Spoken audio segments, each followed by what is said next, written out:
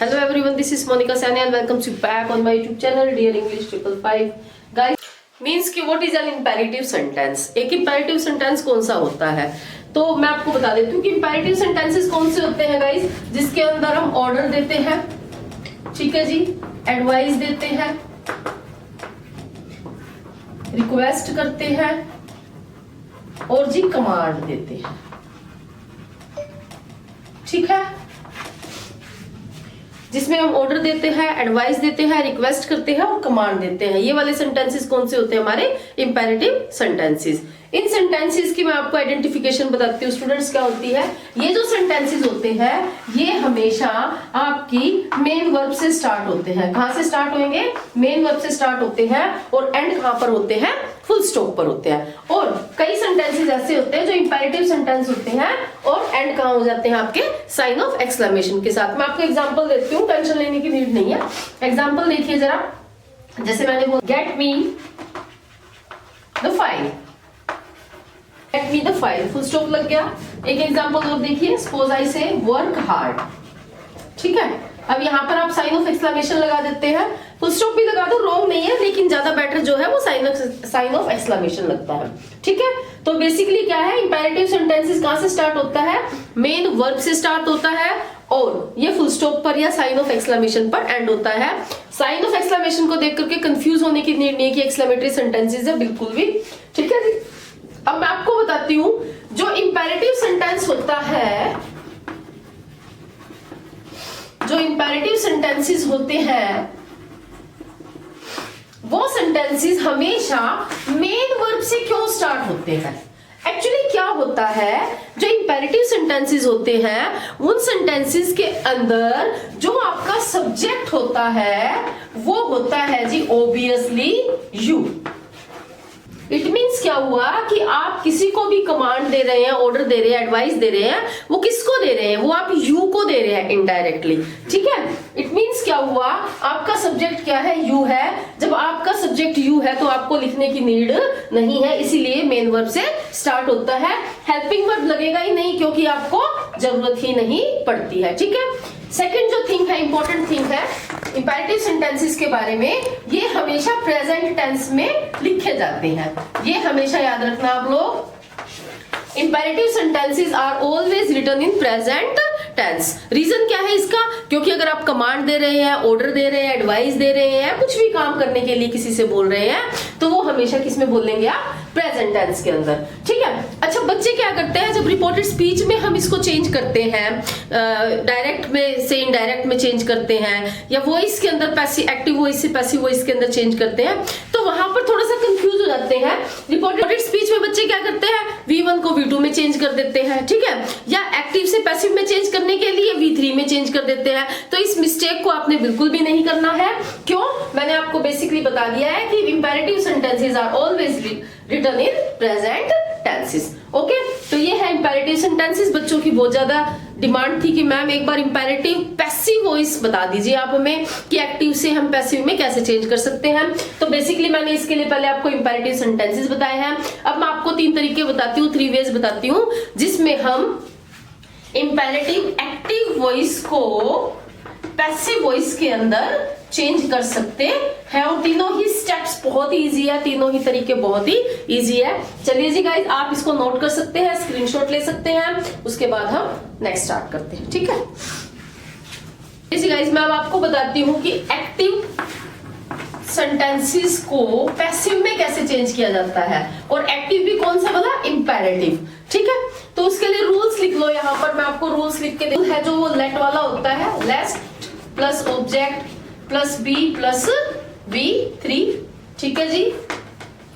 Second जो इसका rule है वो हो जाता है you are advised to oblique ordered to, ordered to, advise to आ गया, ऑर्डर्ड टू आ गया, रिक्वेस्टेड टू, ठीक है। और दूसरा, जब आपको कुछ भी समझ ना आए तो आप डाल सकते हैं जी आस्क्ड टू, ठीक है। चलो मैं इन दोनों के तरीके से आपको एक सेंटेंस सोल्व करके दिखा देती हूँ। सपोज करो एक सिंपल सेंटेंस लिया, ओपन द डोर, ठीक है। पहले हम लेट वाले तरीके से सॉल्व कर देते हैं। सबसे पहले आपने यूज करना है लेट, उसके बाद ऑब्जेक्ट यूज करना है। ऑब्जेक्ट है जी आपका डोर, फिर b + b3 ओपन। ठीक है। सेकंड जो है मैं इस तरीके से आपको सोल्व करके दिखा देती हूँ। अब देखो चलो सोल्व करते हैं। अब आपने सेंटेंस को देखना है, इस सेंटेंस को रीड करना है और आपने इस बात का पता लगाना है कि इस गिवन सेंटेंस के अंदर क्या है। ऑर्डर है, एडवाइस है, कमांड है या क्या है। ओपन द डोर, ना ही तो ऑर्डर है गाइस, ना ही रिक्वेस्ट की गई है, ना ही कमांड दी गई है। जब ऐसी सिचुएशन आपके सामने आ जाती है तो आपको मैंने एक वर्ड, तो आप इसको कैसे यूज कर सकते हैं, आई मीन टू से एक्टिव से पैसिव में चेंज कर सकते हैं। यू आर, देखो जी इसके अंदर हम क्या करते हैं, सबसे पहले हम यूज करते हैं जी ऑब्जेक्ट। सबसे पहले हम यूज करते हैं ऑब्जेक्ट का, उसके बाद करते हैं जी शुड बी का और वर्ब की थर्ड फॉर्म का, उसके बाद बाय यू का।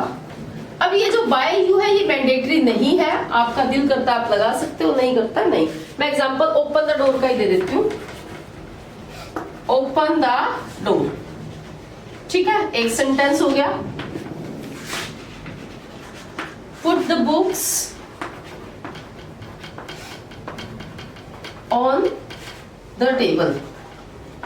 दोनों सेंटेंस देख लो अब जरा, ठीक है।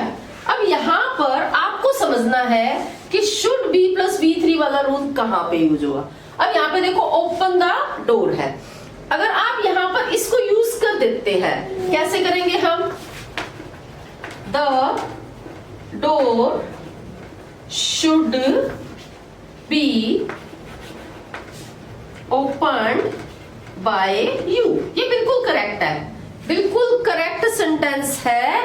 अगर आप ओपन द डोर को इस तरीके से शुड बी + b3 के तरीके से आप सोल्व करते हैं तो ये बिल्कुल करेक्ट है। लेकिन आपने सिर्फ अपने दिमाग को यूज करना है और ये सोचना है कि क्या ये बहुत ज्यादा कहीं आप एडवाइस दे रहे हैं क्या। मीन्स क्या हुआ, जब आप एडवाइस कहीं दे रहे हैं तो यू आर एडवाइज्ड टू की बजाय अगर आप इसको यूज करेंगे तो वो ज्यादा बेटर रहेगा। या फिर कोई काम होना चाहिए, आपको लगता है कि कोई काम होना चाहिए तो भी आप इसको यूज कर सकते हैं। अब यहाँ पे देखो put the books on the tables. अब ये देखिए सबसे बड़ी बात क्या है, ऑब्जेक्ट निकालना है। ये जो वर्ब हो गई, वर्ब से पूछो व्हाट, पुट द बुक्स, ठीक है। तो सबसे पहले हमने ऑब्जेक्ट को उठाना है, the books should be put on the table by you, ठीक है जी, ओके। तो इसका मतलब क्या हुआ, आप शुड + b + b3 वाला फॉर्मूला भी यूज कर सकते हैं। बाय यू ऑप्शनल है, टोटली ऑप्शनल है, आपका दिल करे तो आप यूज करें, अदरवाइज मैंने आपको बताया क्योंकि यू ही आपका सब्जेक्ट होता है इसीलिए इसको मेंशन करना मैंडेटरी नहीं है। तो मैंने आपके 3 रूल्स बता दिए हैं कि किस तरीके से इंपेरेटिव एक्टिव वॉइसेस को आप पैसिव वॉइस के अंदर चेंज कर सकते हैं। फर्स्ट लेट वाला था, second you are plus requested to, order to, advice to, और third object plus should be plus v3 plus by you. ठीक है, तो आई होप आपको ये बहुत अच्छे से समझ आ गया। आप इस वीडियो को बार बार वॉच करें, जो आपको समझ नहीं आया है मुझे बताएं कमेंट करके, और साथ ही साथ प्रैक्टिस करते रहें। ठीक है जी गाइस, मेरे चैनल को प्लीज सब्सक्राइब करें।